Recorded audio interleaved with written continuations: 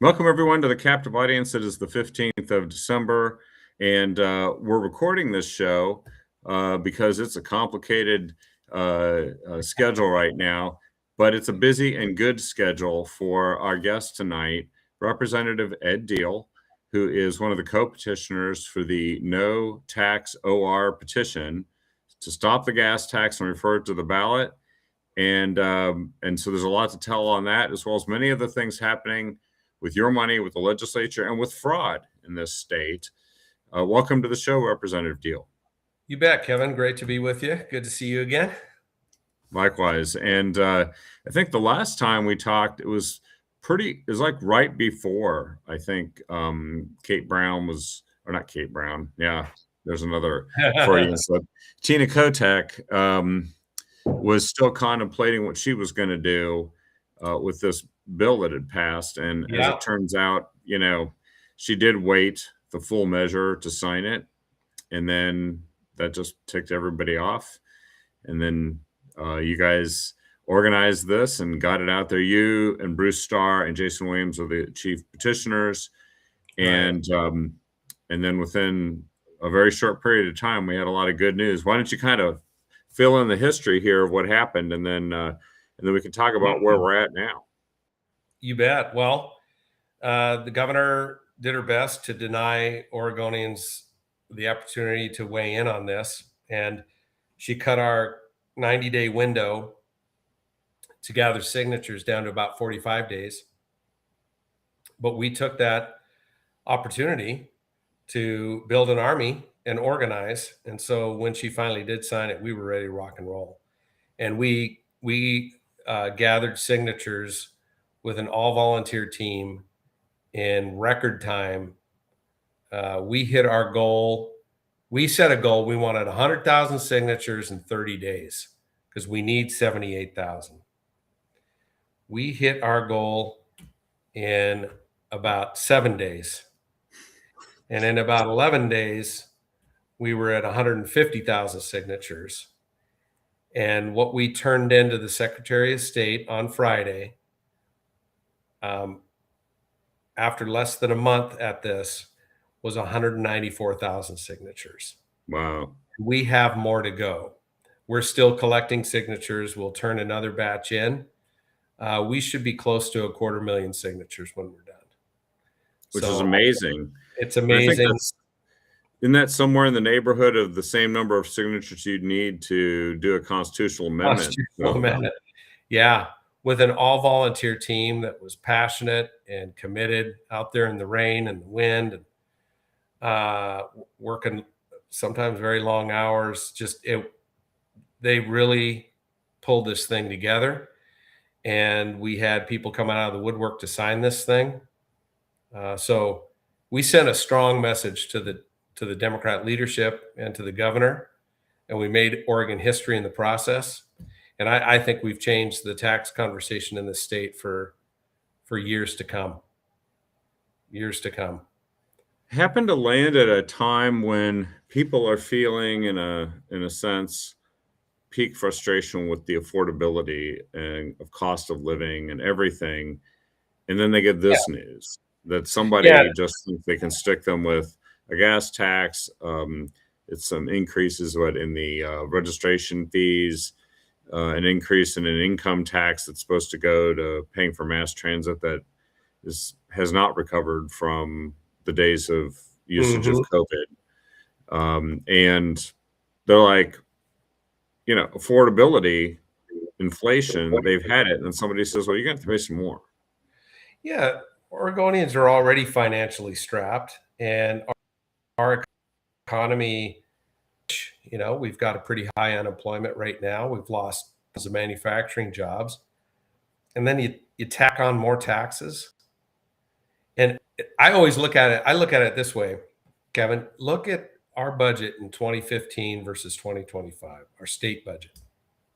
Yeah. Our state budget was $78 billion in 2015. Today, it's $139 billion. It's double. Close to double. I can explain less than half of that with inflation and with population increase. been a modest population increase over that time. So you look at that, and just in this budget cycle, we're spending $40 billion extra beyond what I can explain with inflation and everything. Where's that money going? While we're Yeah. spending all this extra money, things have gotten worse. Education's worse, the housing issue's worse, the homelessness issue's worse. And now you're asking me to pay more taxes? You got to be kidding me. No way.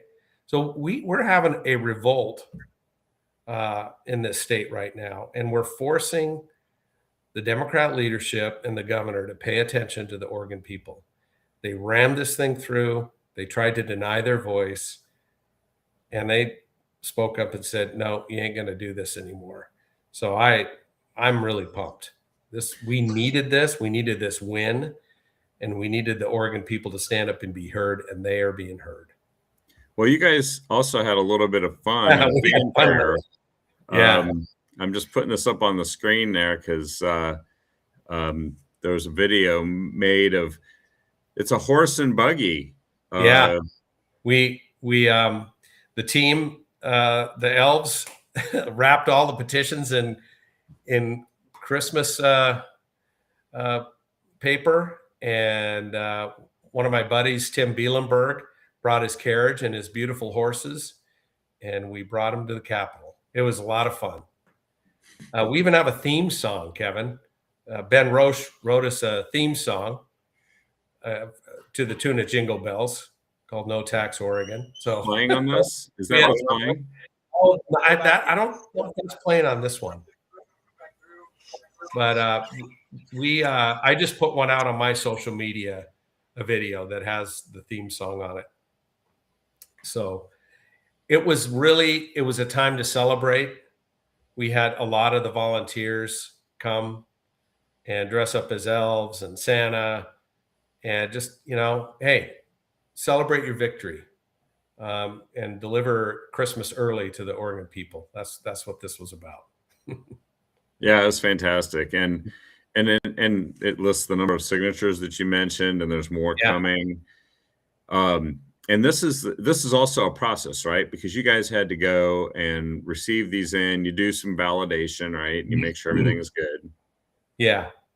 We're doing the best we can to make sure we're giving them high quality signatures. We can't check the actual signature, but we can check everything else. Yeah. And so we are very confident that we have more than enough signatures. And so the Secretary of State's office, we've been working really well with them. They were ready. We told them we would be there on Friday at 1:00. They were ready to accept them. They started going through the sheets today. And we have one of our petition captains is there monitoring the count and monitoring the work that they're doing. And so I fully expect that they should be done with their process.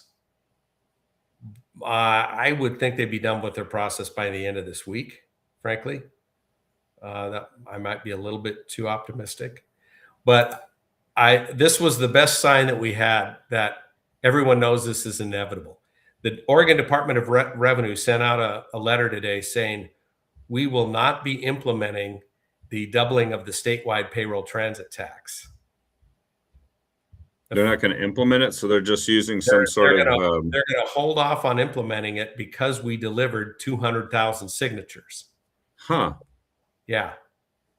Because they see the writing on the wall. Yeah. They got the signatures. We're not going to ask all the businesses to implement something for a few days only to reverse it once the Secretary of State's validated the count. So I appreciate that they made that call. Now I hope that they'll do the same thing with the folks that, for the gas distributors, the folks that have to raise the gas tax. Yep. Yeah, it's all good stuff. That's a hassle too, because they have to go into all those machines and they have to upgrade everything. But once the signatures are verified by the Secretary of State that we have enough, then none of those taxes and fees go into effect until the voters vote on it in November at the general election. Well, and so that kind of brings us to that next conversation, which I know is a bit of a Yeah. guessing game, but I've seen some explanations of what people expect to happen next. And some of the scenarios involve some, things that are just as nefarious as the governor waiting to sign the bill into law to affect the amount of time you have to gather the signatures. And the scenarios I've been hearing about, I know of some from the past. So, like back in 2003 and in 2009, when tax referrals had gotten enough signatures to get on the ballot, the legislature held a session, I think a special session in those cases, because there was no annual session yet.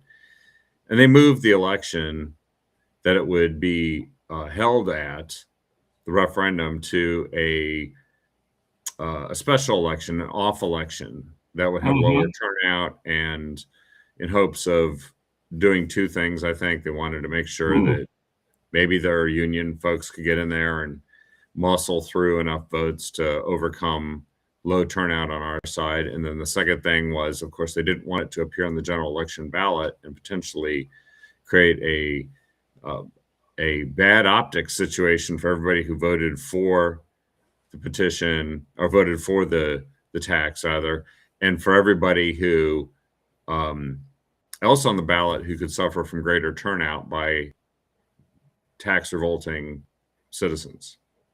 Yeah, that's the rumor that they're going to move the referendum off the general election to the May primary. They could even do some, like you said, some special election, oddball one, pick a holiday and do it on the holiday. Yeah, That would be a real Grinchy thing to do. um, they've already demonstrated they're more than willing to deny voters the right to weigh in and put this on the ballot. But to move it off of the general election, that's the people's election. That's when the people turn out to vote. To move it to some off election with lower voter turnout, that's outrageous.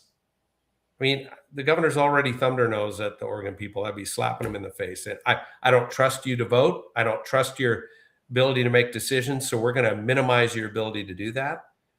If they want to do that, all I can say is we're going to make that as uncomfortable as we can for them moving into the short session, because we will be making sure our volunteers are already geared up to be writing their legislators. I told them on Friday, tell your legislators, don't be a Grinch, don't move this election date. Um, that'd be really ugly if she did that.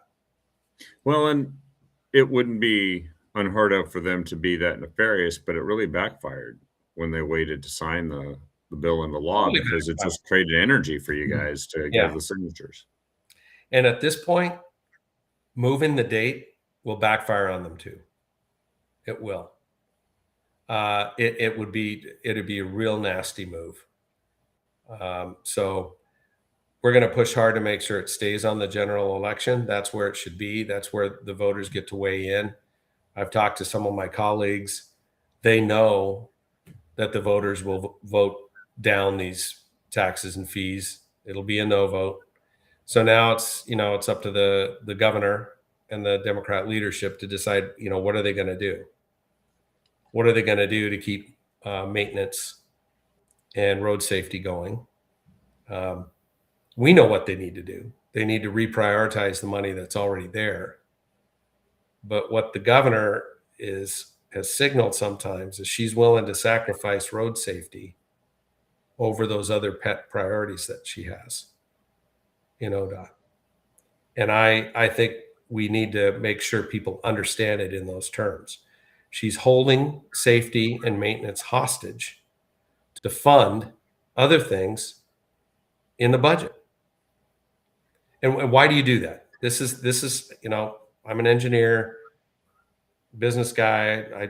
This politic thing is new to me, but this is a callous move.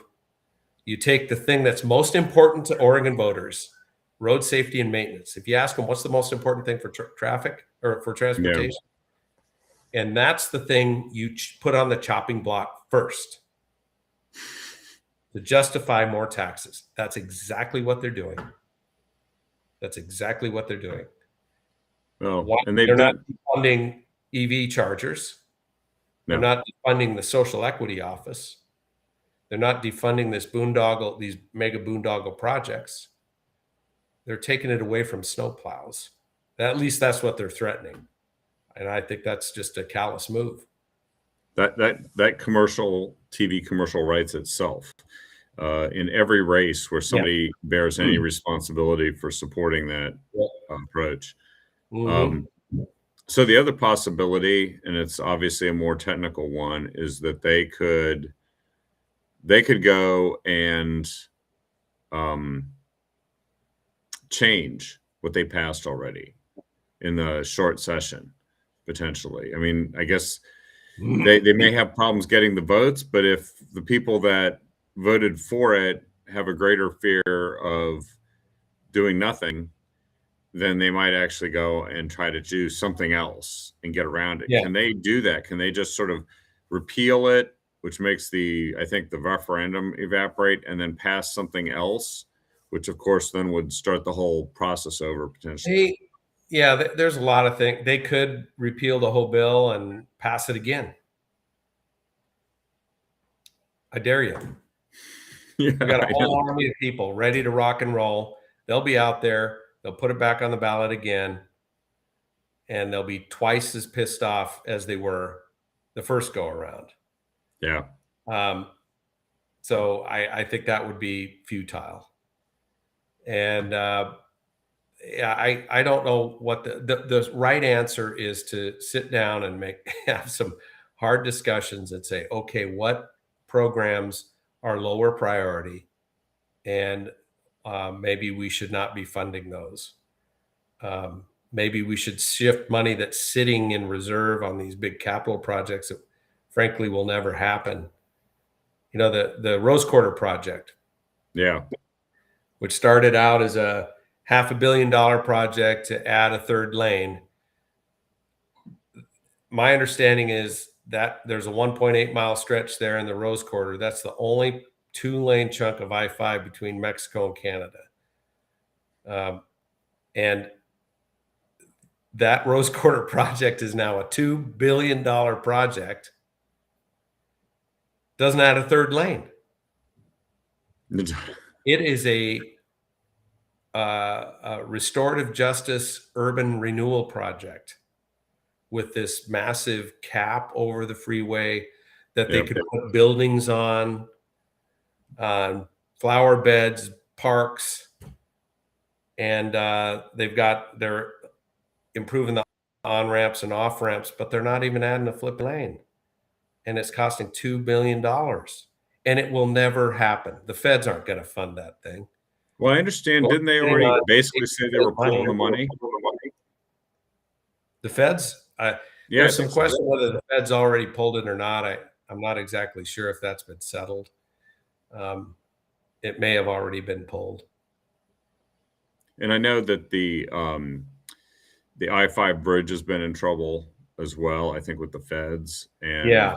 it has a similar dynamic, right? They got a bridge that's actually going to reduce car and truck capacity and try to stick in light rail into it, at least in one of the versions that I've seen of it. And now, and they're really doing it just to make sure it doesn't collapse in an earthquake, but Yeah. this thing's jammed up all the time. Yeah. And we're funding. I'm going to be releasing more on this, Kevin, but we're funding. We sent money. ODOT sent money to an equity summit. They gave money to an AIDS fundraising outfit. They gave funding to several LGBTQ events.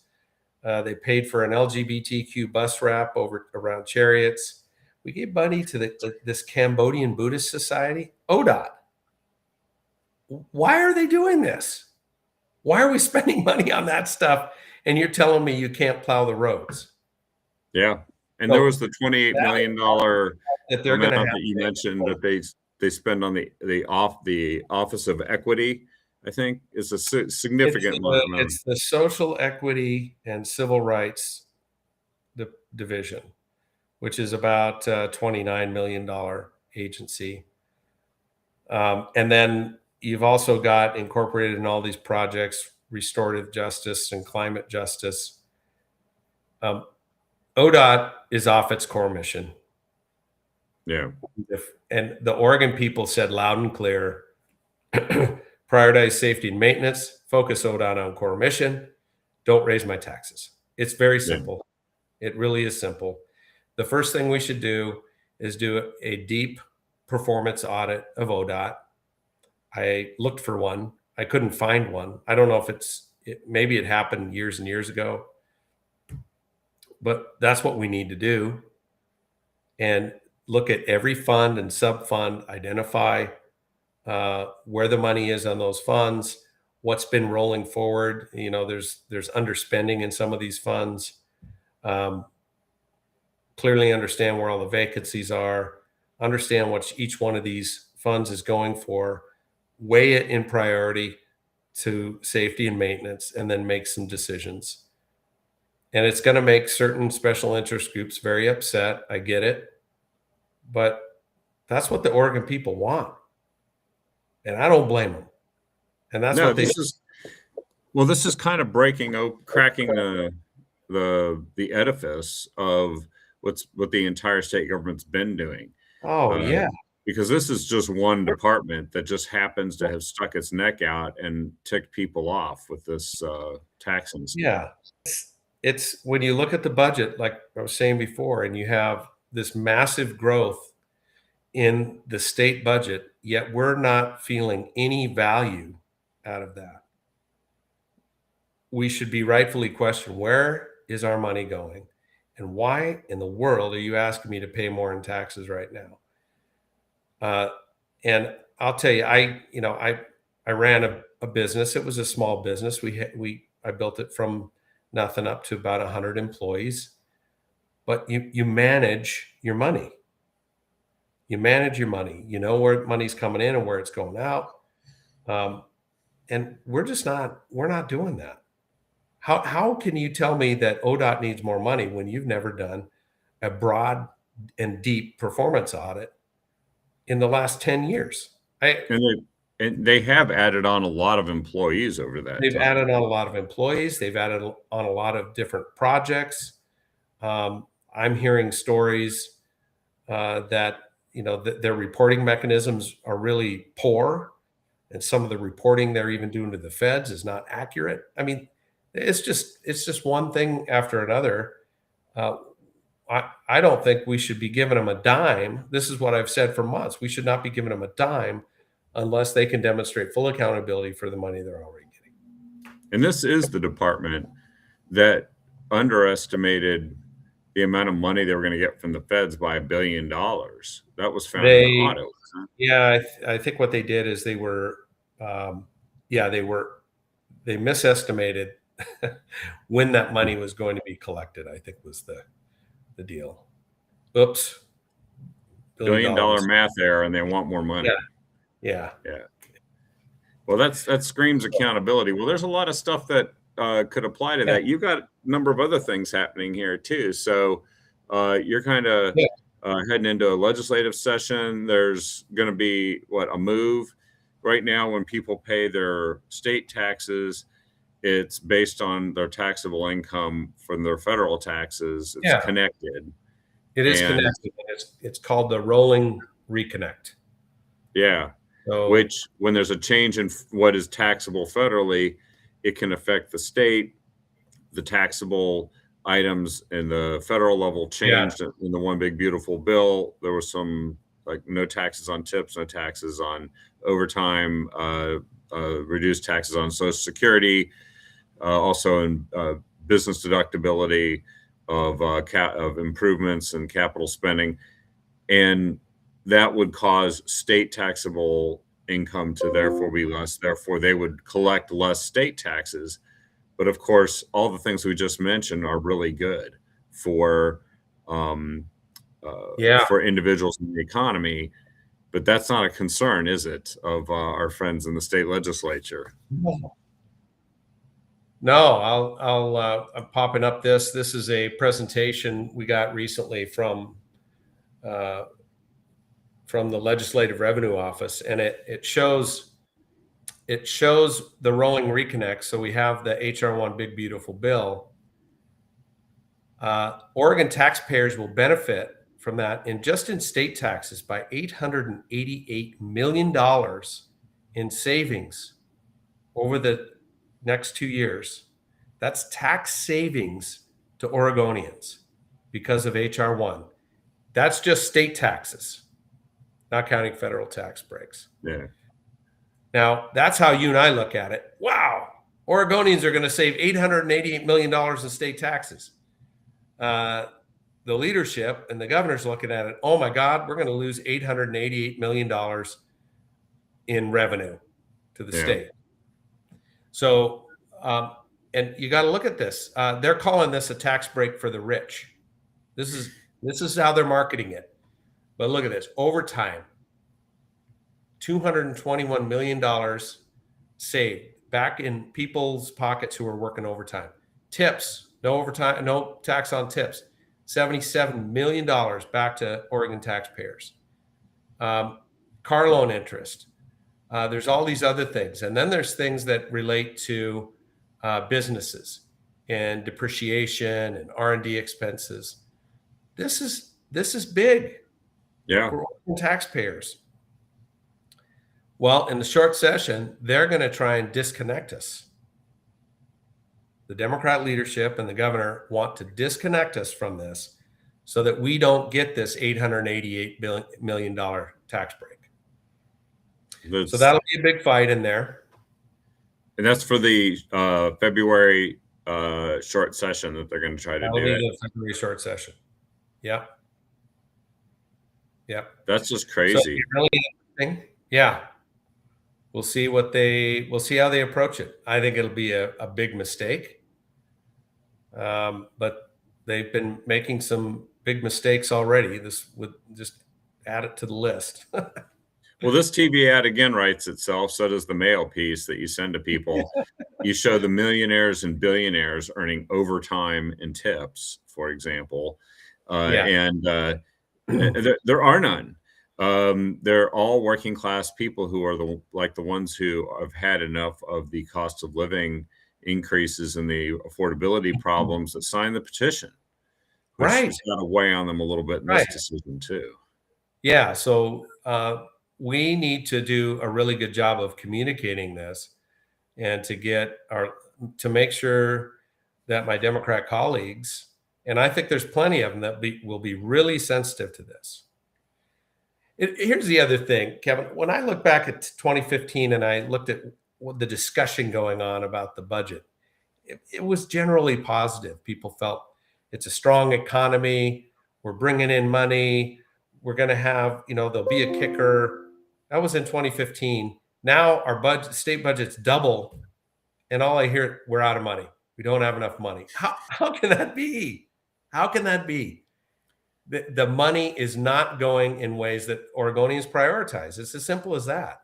I don't think it's that complicated to get back to some fiscal accountability with these agencies. It just takes the will and the understanding that you're going to get away from some of the special interests. Well, and it was a COVID forever budget too, because when they started spending more on COVID, they're like, well, we have to keep all that. It's so good. That's what they did. There was this huge influx in money. And then they basically, that never went away. It wasn't a one-time thing. There's been more of an influx in state funds and more federal funds. Well, it's unsustainable. Unsustainable. Yeah. In a word. Yeah. And a lot of our spending has been in healthcare and welfare benefits. That's been a lot of what Oregon's funding, why it has exploded from 2015 to 25. It now consumes human services like that consumes over 44% of our state budget. Jeez. And it's on an unsustainable path. Everybody knows it. Forget about HR1. Forget about the impacts. We're on an unsustainable path already. We have a healthcare system that is facing crisis because we've got 1 in 3 people in the state on Medicaid, when frankly not all of them should be on Medicaid. So we've spread these dollars so thin, we're not reimbursing providers at a rate that covers their costs. It's just one thing after another, Kevin, and it's I saw it when I got into the building. I saw how much we were spending. This we can't do this. This is unsustainable. And so while some of my colleagues are in freak out mode, I'm just going, well, it is what it is. It's not surprising me that it's come to this. Let's just deal with it and Yeah. we got to right size these systems. Well, and I think we've got it there's even more to it, right? It's not just the things that are it's being spent on that might even be legitimate, however unsustainable, but Yeah, you're starting to look into stuff like with Jeff Eager, another regular guest right. on our program, fraud. Well, Jeff Eager and Oregon Roundup are awesome. I shared some information I discovered in May that there was a company called Uplifting Journey that was housing a Trendejaragua gang member in one of their behavioral health houses. So I asked the health authority, "Hey, did this outfit ever accept Medicaid?" And they said yes. So I gave this information to uh, to Jeff, and I also continued my own research in it. And what we discovered is they took $2.5 million in Medicaid. They weren't. They kind of disappeared from the state. Their main office, Jeff went and visited it. It's empty except a couple plastic bags in it. Yeah. But what I also discovered is that we weren't really doing. We were allowing behavioral health companies to sign up, but the CCOs who pay out the Medicaid, they weren't vetting these places. They weren't qualifying them. If they were signed up with the health authority, that's all it took. They could bill Medicaid. So we discovered that and go, this doesn't look good. Well, what we recently found is I received an email from somebody in the health authority from back in May. They discovered that this Uplifting Journey company was connected to like 8 different companies in this shell game network. Mm. And the thing that Jeff discovered is that the company is connected to a pastor in Arizona that's being investigated for Medicaid fraud in Arizona. This is a network of Medicaid fraud that I think is as big as what we're seeing in Minnesota. Yeah, the Here and Somali one. Yeah. yeah. So this is a big problem. So I wrote a letter back months ago to the Department of Justice and to the Center for Medicaid Services Inspector General to investigate this. And I've recently reiterated that. And I will be calling the DOJ and calling the Inspector General just to follow up on that and make sure that they are acting. I don't think the DOJ will really tell me if they have an investigation going on, but I'll see what I can learn. Well, And and I've reached out to the health authority too, say, hey guys, what's up? How come you knew about this in May? That this one company that I brought your attention to was connected to all these others. Why didn't you tell me that? And I hope they're investigating it too. because investigations aren't supposed to be cover-ups of crime. They Right. can't divulge the details or confirm things about the Yeah. investigation, but they're not supposed to prevent people from finding out that something actually happened or Yeah. hide it once it's discovered. And yeah, this is both Jeff and I thought that the initial thing that came out about the place in Lake Oswego with the Trendejaragua guy, that was sort of an accident because he was also that guy, the Trendejaragua guy, got arrested for attempted murder up in Washington Yeah. State, and so it started just like all these red flags went up. But now it's clearly leading to the big time. Uh, Oh yeah. and and this is the same program that you just said has been expanded dramatically to occupy Oh 40% of our entire state budget. yeah. When I talk to the CCOs about, well, why, you know, the uh, the costs, they've had healthcare costs that are far in excess of what they estimated. Um, and I asked, well, why is that? Well, the utilization of behavioral health services is way beyond what they estimated. Well, here's at least That's part of the issue. It's yeah. not all of it. It's more complicated than that. But that's definitely part of the issue. So um, we have an accountability problem when it comes to our agencies. I have a pretty good idea how we can deal with that. I don't think it's that overly complicated, but it just takes the will to do it. We'll see if the governor and the Democrat leadership have the will, They might be, or the voters or the next voters. year. We got a chance in November to change who runs this state. That's right. Hire And somebody who I won't hope let the this voters happen. turn out. Yeah. Amen. Well, I know you got a hard stop now, Yep. and we got to wrap up. But any last words? If people want to follow the tax petition, it's notaxor.com, right? NoTaxOR.com. You can sign up there. I'd encourage all your listeners to go and sign up to Oregon Freedom Coalition. I mean, this was the first initiative that we basically ran the grassroots effort for this. Yep. We were all a team. We worked with Jason Williams, the Taxpayers Association. He did a massive mail campaign, Yep. but it was Oregon Freedom Coalition that ran, with a lot of help, ran the grassroots initiative. So I'd Is encourage that OregonFreedom.com? OregonFreedom.com. If your listeners to go there, please look what we're about. Sign up. I built that. I started that with Nick Stark, our executive director, to start an organization to build a grassroots machine in Oregon. We are building a grassroots machine. If you want to take our state back, that's what it's going to take, because those legislators are not representing our best interests. You saw it with this tax bill. They do it all the time. We have an opportunity to take our state back through grassroots. Yep. OregonFreedom.com.